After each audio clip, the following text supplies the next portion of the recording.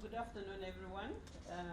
So pleased to be here and in this room, which I've heard so much about, and a lot of wisdom has been said that I'm adding to that, which is fantastic.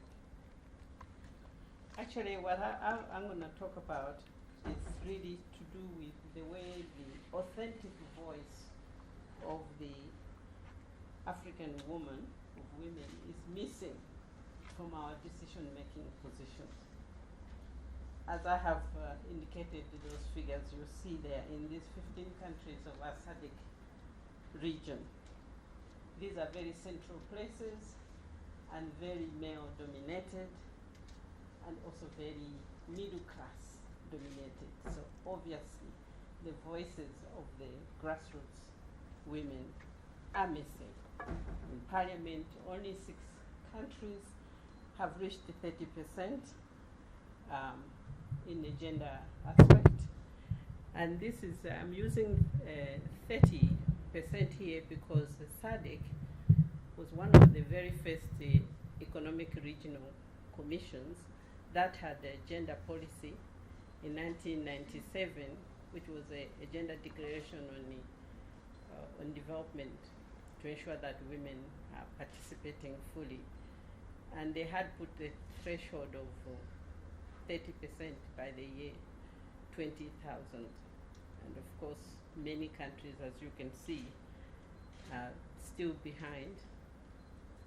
But later, in 2008, we upgraded this threshold to 50% gender parity at decision-making levels in all areas, and including committees, at the village level. And this was to be in line with the African Union Gender Protocol and the SADC Solemn Declaration, the AU rather, Solemn Declaration on Gender Equality, which had put gender parity. But I'm using the lower one because none of the 15 countries have reached it there. And you can see my own country is at 12%, which is far away from 30% at parliamentary level, is one of the lowest. And then the councillor's position, which is more nearer to the grassroots women. Again, only 5 countries have been able to reach the initial 30% threshold, and the lowest is at 2%. And my own country is just as bad, it's just 6%. So here you expected more women in local government situations, because the issues that the local government councillors deal with, is closer, is much closer to the work that women do in sustaining and making sure that there is no hunger. At cabinet level, only two countries have reached the threshold of 30%, and the lowest is 8, and my own country is not any nearer at all. It's below, it's about 20% recently, otherwise it was 12. Cabinet Secretary, which is again quite high level, decision making at policy level, implementation mostly, only 3 countries have reached this, and the lowest is at 11, and my own country is not very good either, it's just 17%. At the director level, which is closer to acting and implementing issues, only 5 countries, and the lowest is at 16, and my own country is at 20%, which is still very low. And at economic decision-making positions, including the private sector as well, only 3 have reached this, and the lowest is at 17, and my own country is at 23%. So you can see that the voices of the grassroots women is not there. The voices are muffled, and they are more muffled because of some of the highlights I can just put here is that patriarchy, the belief in male supremacy, the best human being, is still very live and well. We are all socialized into that, both men and women. We believe in that, and the grassroots women more so because of their placement in society, where we have accepted traditional discriminatory norms, and this is very evident in the upbringing of our children, to the extent that when a man leaves a house, would say, "John, you are in charge," and John is 2 years old. But John has an 18-year-old sibling, a female, in the house. So you can see, somebody may say he's joking, but the child is listening. What does it mean? Marriage systems. In some countries it's conflicting.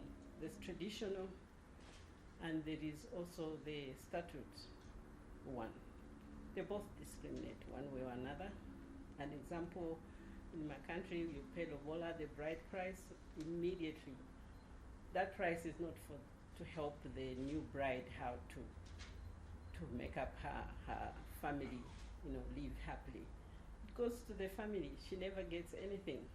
And worse still, she's married off at a much earlier stage. So she has her own rights already put in captivity from the word go. If she tries to be assertive and say a few things that she believes she has the rights to, says, "I didn't pay so much for you to be saying A, B, C, D." Even to have our own name, "I didn't pay so much for you to continue being Sarah Longwe."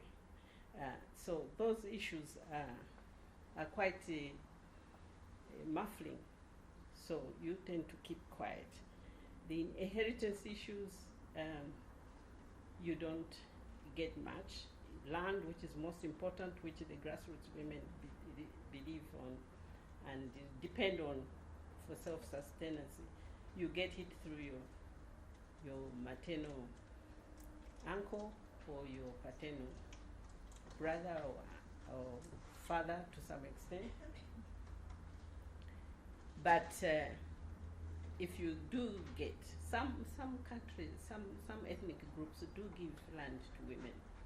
But as soon as they get married, they move off to another village. So that land is being used by someone else. If something goes wrong in that marriage, when she goes back, she has no control of that land. And so forth. There are many examples which you will give yourselves. The dual legal system enshrined in most constitutions, it puts the woman in a very dire position, very conflicting, because there are clawback clauses in there, which again put back the woman to a subordinate level, and that's how patriarchy is still well and alive. In my own constitution, it says everything. There should be no discrimination on any grounds, except, and that except is in marriage systems, is in customs, is in inheritance. It has personal law in those very areas where you're supposed to be yourself and be in charge of your life. And that's the area where the Constitution has left you stranded. You are on your own. And rhetorically, the women's development agendas, they also follow the patriarchal norms. Because in general, there is less benefits for women. There is a discriminatory governance system. I just started with the first slide. Very little say from the women, especially the grassroots ones. The budgets, which are approved by this parliament and to some extent also local government establishments, very low on ensuring that there's gender mainstreaming, and especially for social services. In a country where they are already below 1% below $1 of existence as an income, you find that in a district, the head of state would say every province will have a stadium. Like in my country, Every province, there are 10 provinces, they're all going to have a national stadium. And yet you look at maternity services, there's very little. Then you look at the education, there's very little. And it can go on and on. My third slide is the way forward. What do we do? Am I moving forward or not? Yeah, I am. Okay. I think in the discussion we can talk very in more details, on how patriarchy is still alive and very well and undermining the voices of the grassroots women. The legal reforms need to be changed so that they are in line with the human rights instruments that have been ratified by many countries, and to make sure that discrimination, which one of my colleagues talked about, there's a lot of discrimination going on against women. The NEPAD put it very, very well. It's usually against women, and that is the underpinning of why there is so much underdevelopment. And so we also need to have policies which do put gender equality and equity at the center of what they are doing, so that there is meaningful empowerment for women. And we also need to have deliberate policies. I was very happy to hear that the NEPAD and AU are trying to bring CADAP and make sure that it works for women, because so far it has been quite discriminatory. And these should be prioritizing the rural areas, the peri-urban areas. We tend to forget. We all go to rural areas, but the peri-urban areas are in a very bad, dire states. So grassroots women need to have their levels of empowerment increased. So my last slide, if this can operate, is I've used this framework to try and map up where are we in all development realms. So far, the voices of the grassroots women, they are being heard maybe very little at access level, because we even have community-based projects that give credit, that give water, that give agricultural inputs, and so forth. So they have just limited access level. But the understanding that we need to treat all our citizens equally is still far away. The conscientization is still in denial. Africa and SADC, we are still in denial that we do discriminate against the female folk, regardless of their age, and that we treat them very badly. I think in all the 15 countries, if you were to look at all their newspapers, there will be so many defilements, so many rape cases, so many murder cases of the females. So we really do not look after them. And they are